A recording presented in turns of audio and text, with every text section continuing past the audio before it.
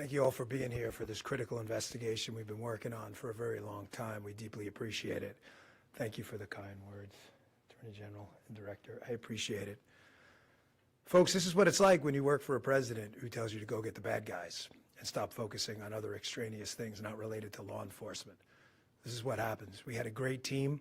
I know it's said a lot in this business. It was a team effort. It becomes cliche, but cliches are useful for a reason because they matter. And this was a team effort. The Director and the Attorney General emphasized that it was not a new public tip this came from. This was our internal work at the FBI. And I want to just really express my sincere gratitude to this Attorney General and this President for allowing us the latitude. I spoke with Ms. Bondi very early when we, maybe day 2, and I said, we're going to get this guy. And she said, yes, you are. And we did. I want to also thank, he's not here, but Deputy Attorney General Todd Blanche, who we deal with often as well, who could not have been more supportive. Whatever process we need, Judge Janine, Todd, and Attorney General Bondi, they were there. All you had to do, they were a phone call away. And their team was amazing. We actually never had to make that phone call because they were always responsive. And thank you, Judge, as well. You were amazing. Folks, you're not going to walk into our capital city, put down 2 explosive devices, and walk off in the sunset. Not going to happen. We were going to track this person to the end of the earth. There was no way he was getting away. Well, we didn't have to track him to the end of the earth. It wound up in Woodbridge, Virginia. I want to thank the team. They were amazing. They never let this go. Again, Attorney General Bondi, for your incredible support. Director Patel, Judge, I know they're giving me a lot of unnecessary credit, but make no mistake, they were intimately involved in this and were there for all of those supportive mechanisms, and I deeply appreciate it. The man whose team did the work is the Assistant Director in charge of our Washington Field Office, Darren Cox. Darren's got some comments, and Darren has some more details on the case he can provide. So thank you all for coming. We appreciate it. Hi, good afternoon. I'm Darren Cox. I'm the Assistant Director in charge of the Washington Field Office. Today's arrest of the alleged D.C. pipe bomber is a momentous day for the American public, for the FBI, for our Joint Terrorism Task Force, or the JTTF, and our partners, the U.S. Capitol Police, Metropolitan Police Department, and ATF. We've also had a large number of other federal, state, and local departments that have worked on this investigation. And last but not least, the U.S. Attorney's Office. We all worked hand in hand to solve this investigation. This has been a long week in D.C. After the terrorist attack last week, the grit and determination of the FBI and our law enforcement partners is an example to the American public of what cooperation, partnership, and selfless service can accomplish. The amount of effort the FBI and our partners devoted to identifying the pipe bomber cannot be overstated. It is the resolve and determination of our investigators that ultimately led to the identification and the arrest of this suspect. We all know pipe bombs are dangerous, not because of the potential loss of life, damage to property, or injury that they can cause, but also because they are tools that terrorize our community. Fortunately, these bombs did not explode, although they certainly could have. But make no mistake, the alleged pipe bomber did terrorize our community.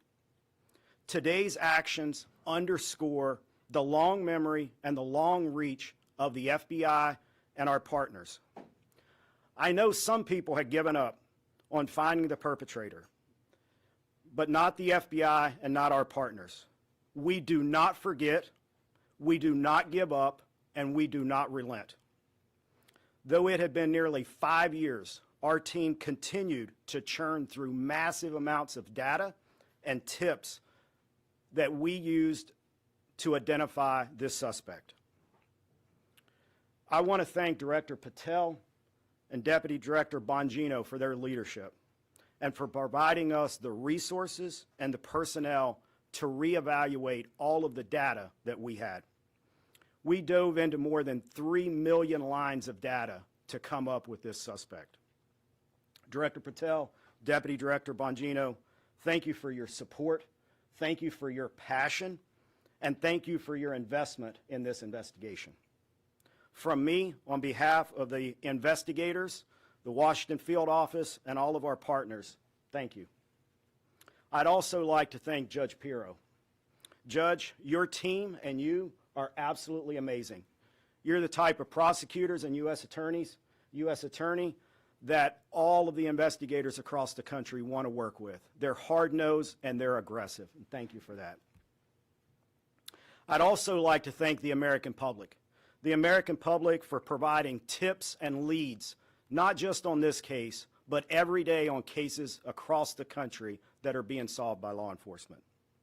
And finally, I want to commend all of the members of the Washington Field Office, and most specifically, the investigative team.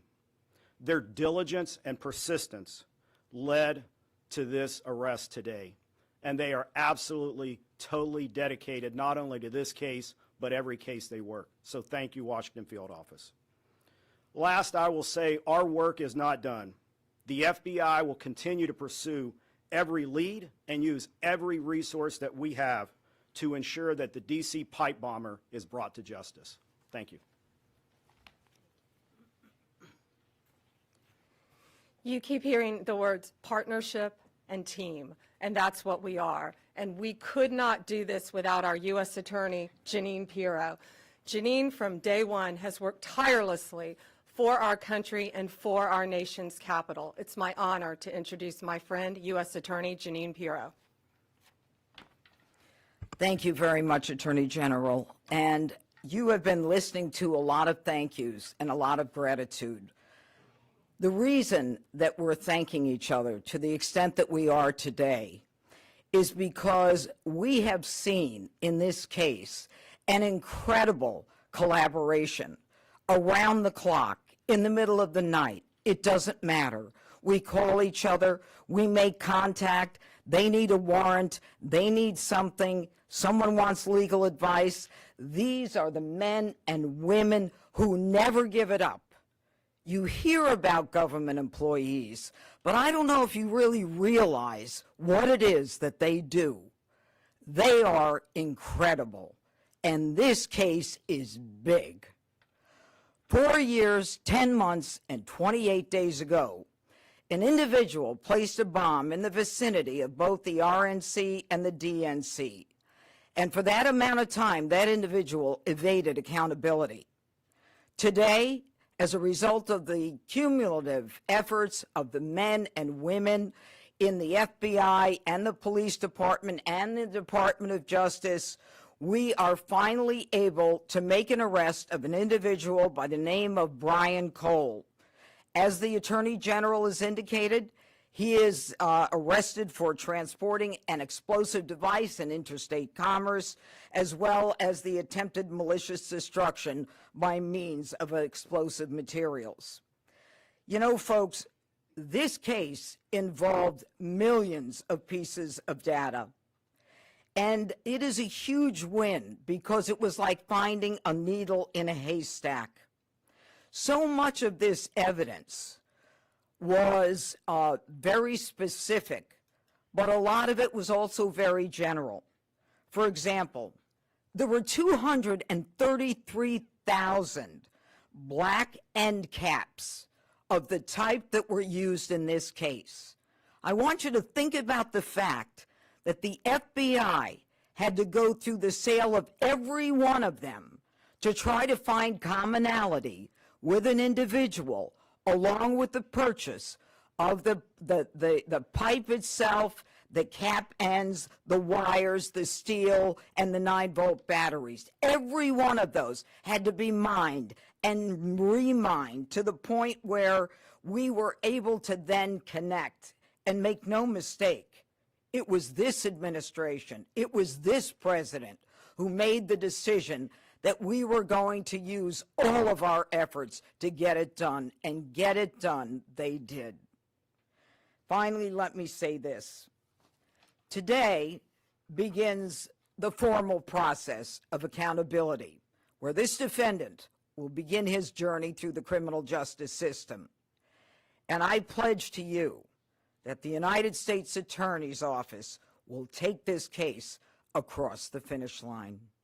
Again, thank you to the incredible work of the FBI, to the Attorney General, and to our local partners as well. This is a job that I think was well done. Thank you. President Trump's directive to all of us was to not only make America safe again, but D.C., and to make it safe and beautiful. We could not have done that without our partnership with Mayor Bowser and Chief Smith. It is my honor to introduce Metropolitan Police Department Chief Smith. Good afternoon, and thank you, everyone. I am Chief Pamela Smith, Chief of Police of the Metropolitan Police Department. Thank you, Attorney General Bondi, U.S. Attorney Jeanine Pirro, and FBI Director Patel for having me here today. For nearly 5 years, the agencies standing here today have worked together under the leadership of the FBI to locate our suspect who is responsible for the 2 pipe bombs that were placed around our city. MPD members assigned to the FBI's Joint Terrorism Task Force have supported this case from the beginning. That supports include looking, reviewing, and going through countless, probably thousands of hours of CCTV footage from around the DNC and RNC headquarters, and they followed up on hundreds and thousands of leads from members of our communities. What I will say today is that Washingtonians can rest easier today knowing that the suspect responsible for this act is now in custody. This morning's arrest is yet another reminder that committing any act with the intention of harming the residents and visitors of the District of Columbia will result in your arrest. The men and women of the Metropolitan Police Department, the FBI, the ATF, the U.S. Capitol Police, and certainly the prosecutors at our U.S. Attorney's Office will go to the furthest length. I heard somebody say to the end of the earth, but thank God we didn't have to go to the end of the earth today, that we were able to bring this subject into custody. I want to commend the men and women of the FBI and the members of the Metropolitan Police Department and all of the agencies who are standing behind me today on a job well done. I will turn it over now to Attorney General Bondi. We're going to take some questions. Just remember, as I said in the beginning, this is ongoing. It's very active. The search warrants are still being executed. Many charges potentially to come. So just keep that in mind when asking your questions. Jake, Fox News. So you said it had been nearly 5 years, we all know that, and that you said there have been no new evidence. So can you say anything about the evidence that actually did lead to this arrest? And then secondarily, you're talking about additional charges possibly. Can you say what those you might be considering, or terrorism charges, or what? We can't discuss new charges, of course, yet, ongoing. But what I will say is this is why this was so incredibly important, more than any other case, is this is in our nation's capital where this happened. And now, thanks to the FBI, we know that this defendant was living just miles away from here in Virginia. So as to the evidence in the case, I'm going to let Director Patel take that, but it's still very active and very ongoing. Thank you, General. And as I stated earlier, and as the General has already reiterated, our job is to provide full accountability in the court of law with Judge Pirro's team. And in order to do that, we have to preserve the chain of custody and evidentiary value. What I will say generally is that when you go through 3 million lines of information, y'all can think about the amount of cell phone data that has to be ingested and triangulated and dumped and received. You also have to think of just sheer human ingenuity. We brought in a team of experts who are the best at what they do in their specific fields to reevaluate that evidence, to dive back in, and to not come back with a no for an answer until they had found the suspect. And when you develop evidence, you get a search warrant. And when you get a search warrant, you get an address. And when you get an address, you hit the house. And that's what we did. Sadie, Wall Street Journal. Hi there.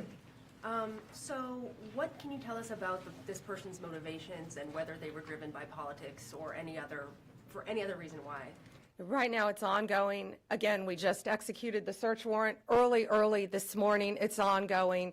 But America's safer, DC's safer because he's in custody. Mary Margaret, Daily Wire.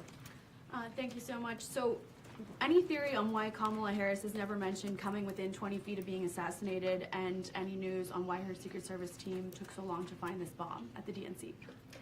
No, but what I will tell you is that evidence has been sitting there collecting dust. This wasn't a new tip. It wasn't some new evidence. It was the hard work of President Trump's administration, Deputy Director Bongino and Director Patel. I watched them from day one come in here and say, we are going to solve this crime. And they did, working hand in hand with U.S. Attorney Pirro and all of our great attorneys. Pierre, ABC. General Bondi, Director Patel, or Deputy Director Bongino, can you describe, was there a particular moment where the evidence is coming in and it's starting to look like progress is being made? What was the moment that you knew that you were on the road to solving the case? Dan, you want to take that? Yeah, sure. I was smiling at you because I certainly remember the moment. Darren remembers it too. He said, "Are you sitting down?" Called me on the phone. I said, "Oh boy, why? Is this bad news?" And he said, "I think we got him." What exactly that tip was, we're going to have to pass on that for right now while we're still, obviously we're in the prologue of a long book. This is just the beginning. This is not the end of the investigation, as you all well know, having reported on these for a long time. There's interviews to be conducted. The search warrant processing scene is not even done. So we're at the early stages, so that's the only reason I hesitate to tell you what the exact tip was. But yes, that was absolutely the moment, and it was due to the diligent and incredible work of a team in the Washington field office that came in and just scoured through this over and over and over and over again. In general, was it forensic? Was it a phone call? Was it something about a vehicle? I'd rather, we'll just leave it generally, forensic evidence. Yeah, it's fair enough to say. Excuse me? How long ago that was? I'd rather not say because of the ongoing interview process, and I don't want to. Yeah, of course. I just want to add something to tell you how thorough this team was. That moment that was kind of like the aha moment, that wasn't the end. This team continued to work and work and work to get every bit of evidence that we could get. We didn't stop at that moment, and that's a testament to the fact that the team wanted every possible piece of evidence that they could gather. One more? One more, Kelly O'Donnell, NBC. Thank you so much. Have you recovered the notable sneakers? Have you done surveillance of this suspect from that aha moment to when you exercised the search warrants today? And obviously this happened on January 5th into January 6th. How should the public look at this case separate from all of the cases related to what transpired on January 6th and the president's subsequent pardons? I'm going to let Director Patel take the evidence part. We have to be careful. Again, you've asked very good investigative questions, but this is ongoing, very active. But America should feel safer today. We say a pipe bomb. These are bombs. These were live, active bombs that were placed in Washington, D.C. Director. Thank you.